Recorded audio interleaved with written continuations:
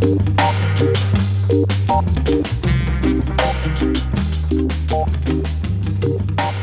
Blandine. Bonjour Béatrice. Figure du 4e est très heureux de t'interviewer aujourd'hui.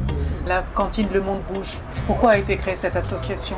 La cantine Le Monde Bouge parce qu'on était des mères de famille, on avait nos enfants à l'école Prise d'Avène et la rue s'arrête aussi. Dans des difficultés des enfants, vous le savez très bien, des fois ça crée du lien entre des familles aussi. On s'était dit que c'était mieux de faire des pauses café chez les uns et les autres. Donc tous les 15 jours on s'y réunissait, soit chez moi, soit c'est chez une autre qui s'appelait Takia. Il y avait Rugi, il y a Aminata, il y a Assia. La naissance de la cantine Le Monde Bouge, au début, c'était de créer un restaurant associatif. Parce que tu as ici dans le quartier des personnes qui n'ont pas les moyens d'aller au restaurant. Donc un café associatif permettra à des mamans qui, le matin, accompagnent leurs enfants à l'école, de venir éplucher, de venir faire des repas. Et aussi les week-ends qui arrivent aussi avec leur famille, venir manger aussi. Ça fait aussi une façon de sortir aussi de leur quotidien, venir créer du lien, rencontrer les habitants, se retrouver dans un lieu de partage. Au début, on était sur cette association, on était près des soixantaines, même il y avait des gens de la Port-de-Vanves qui étaient aussi dans l'association, Châtillon, Port-de-Vanves, on créait vraiment du dynamisme avec Port-de-Vanves, Port-d'Orléans. Financièrement, on n'avait pas d'argent, donc à force de dire quand est-ce que ça vient, quand est-ce que, vous voyez, donc tout le monde s'est un peu découragé dans l'attente. Quand il n'y a pas de moyens de faire des choses, c'est vrai que tout le monde se décourage, on dit non, on parle, on ne fait rien.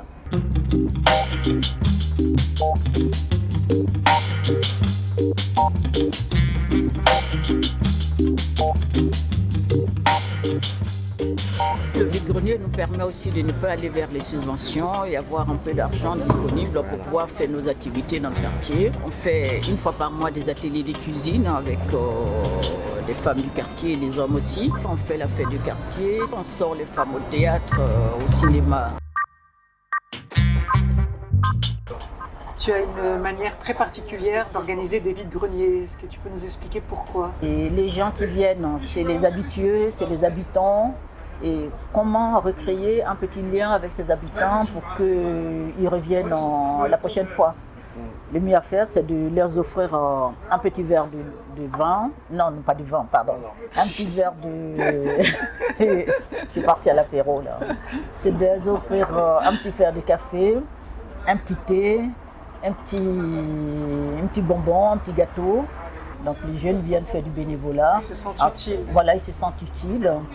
Et donc avec l'espace jeune Le Miroir, quand je fais les vide-greniers, je leur fais appel. Donc ils m'envoient les jeunes qui veulent venir bien être bénévoles. Donc, du coup, ces jeunes donnent un coup de main gracieusement à l'association. Pour terminer l'année, c'est bien de nous retrouver tous pour faire un petit goûter et échanger des cadeaux, même si je ne leur demande rien. Moi, j'emballe bien les cadeaux et je viens leur distribuer. Et les gens sont très contents de ça. Je ne demande rien, je ne demande pas à la mairie, mais c'est le financement de l'association qui achète des jouets, qui les emballe et qui donne.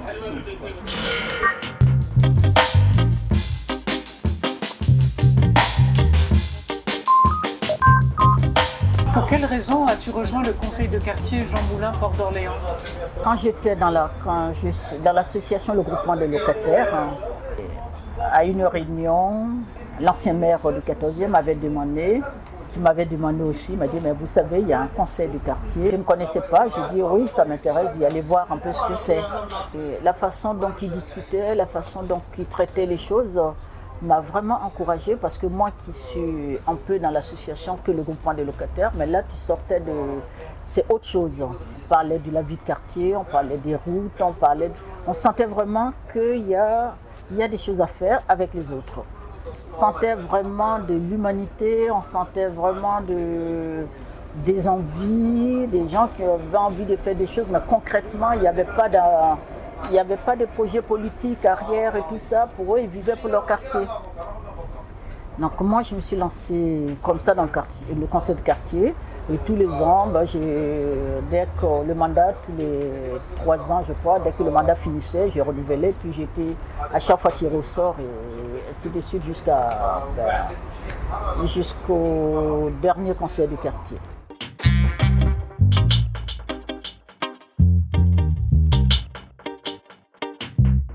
La fête de la banane, on est à sa 6e édition. Et quel est l'objectif de cette fête? C'est d'accompagner des jeunes producteurs en Côte d'Ivoire, dans l'agriculture. Mais dans certains villages en Afrique, il y a beaucoup de jeunes qui n'ont pas de travail, il n'y a pas de travail, il n'y a rien. Donc pour avoir recours à l'argent, ils vont même aller jusqu'à louer les terrains, les terres pour que d'autres personnes viennent les cultiver. Et eux, ils quittent carrément les villages. Donc moi, pour inciter, parce que j'avais plein de frères qui souhaiteraient venir en France aussi, se former et repartir. Je leur ai dit qu'en France, il n'y a plus rien. Avec 1 euro, ils arrivent à faire vivre 3 à 4 personnes. Avec 1 euro par jour, ils arrivent à faire. Donc aujourd'hui, quels que soient nos millions, le peu d'argent qu'ils ont là-bas, ils ne nous envient pas. Mais c'est leur montrer qu'avec ce qu'ils ont, ils ont plus de valeur que nous avons ici plus. Nous, le but de la fête de la banane aujourd'hui, c'est de trouver des moyens d'avoir des unités de transformation sur place aussi en Côte d'Ivoire. C'est dans les villages, c'est dans les zones rurales, trouver des moyens pour pouvoir avoir des unités de transformation, montrer aux villageois, créer une coopérative que nous avons déjà aussi sur place aussi, une petite coopérative agricole avec des jeunes hommes et des jeunes femmes, leur permettre de pouvoir conserver leurs produits, les commercialiser sur place, leur permettre de manger aussi ce qu'ils ont besoin. Donc aujourd'hui, nous, on les accompagne pour produire et pour faire des choses aussi sur place là-bas. Donc s'ils arrivent à transformer de la banane qui va s'abîmer, si on arrive à le transformer en poudre, si on arrive à faire de la farine de la banane, si on arrive à faire des pâtes de la banane et le conserver, je ne sais pas, 1 semaine ou 1 mois après, on peut le remanger. Et aujourd'hui, on fait beaucoup de gaspillage parce que tout pourrit et on ne sait pas quoi en faire et on n'a pas les moyens, donc on va les jeter. Et nous, les solutions aujourd'hui de la fête de la banane, c'est de trouver des moyens avec des partenaires que nous avons ici, c'est comment aider ces personnes à valoriser un peu plus l'agriculture et trouver des solutions pour mieux conserver nos produits.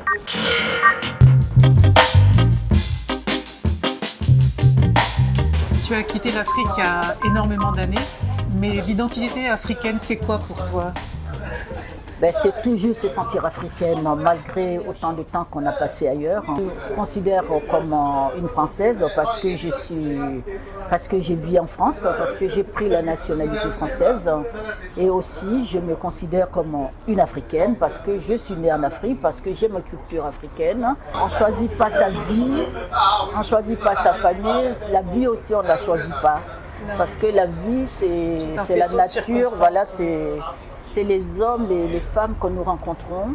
Ce sont eux qui nous permettent aussi d'être ce que nous sommes. Si je suis restée que dans le milieu africain, sans évoluer vers les autres, je ne serais pas devenue la Blandine Ancirero que je suis aujourd'hui. Comme je vous disais tout à l'heure, dans le conseil de quartier, j'ai rencontré des gens qui avaient des valeurs.